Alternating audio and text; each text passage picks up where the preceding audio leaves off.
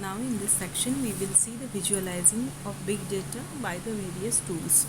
So big data brings new challenges to visualization because of this many things.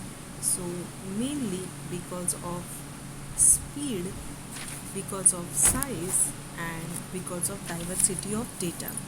So the cardinality of the columns you are trying to visualize should also be considered. So when we are talking about big data, the things that are comes that volume, variety and velocity. So volume refers to the size of data, variety describes whether the data is structured, semi-structured or unstructured, and velocity is the speed at which data pours and how frequently it changes. Now when we are talking about handling the large data volumes, so we can visualize the data by the various techniques. So the auto charting capability in SAS, that is visual analytics. So when working with the massive amounts of data, it can be difficult to immediately grasp what visual might be the best to use. The auto charting capability in SAS visual analytics takes look at the data we want to examine, and then based on the amount of data and type of data, it presents the most appropriate visualization. So why it is necessary? Because this helps the business analysts and non-technical users easily visualize in different ways. What they are doing, they are visualizing their data, so they can build the hierarchies on the fly and they can explore the data and display the data to solve the problems. So data volume can become an issue because traditional architectures and software may not be able to process huge amount of data, or they are processing, then the time limit is there. So even the most common descriptive statistic calculations can become more complicated when you are dealing with big data. So the SAS and memory platform solves these issues by speeding up the task of data exploration, and visual interface displays the result in an easy to understand visualization. So these box plots are the best example of how the volume of data can affect the visual. We can see in the diagram. The box plot is showing a graphical display, and because of that we can represent the upper range, lower range, the upper quartile, lower quartile of the data. So usually these displays are very well when our data is a big data. Now there is one more way, that is visualizing semi-structured and unstructured data by using the word clouds and the network diagrams.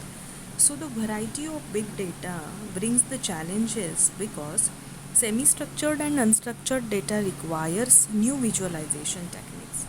So the word cloud view, we can see it as a word cloud visual where the size of the word represents its frequency within a body of text, and that can be used for the unstructured data to display high or low frequency words. So the SAS Visual Analytics takes the concept of word clouds a step further by taking advantage of taxonomies and ontologies to make the associations. So the words are organized into the topics based on how the words are used, and they can display the hot topics of the day from text analysis. So users can drill down by clicking on an individual topic to see what exactly words or phrases are there. So for example, we can take the topic and categorize the customers' comments on the Twitter about the products and services. So we can drill down to see the actual comments, and uh, from that we are able to have this word cloud visualization. Then another way is network diagram. So network diagrams can be used in many applications and disciplines.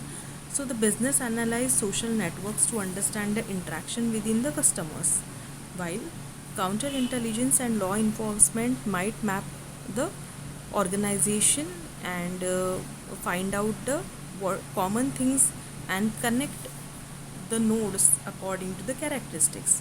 So for all these things and for having the relationship between the products and sales, the network diagram can be used where the nodes and edges are used for showing the or visualizing the relationship. Then one more way is there, that is visualization with the correlational matrices. So the correlation matrix combines big data and fast response time to identify which variables are related.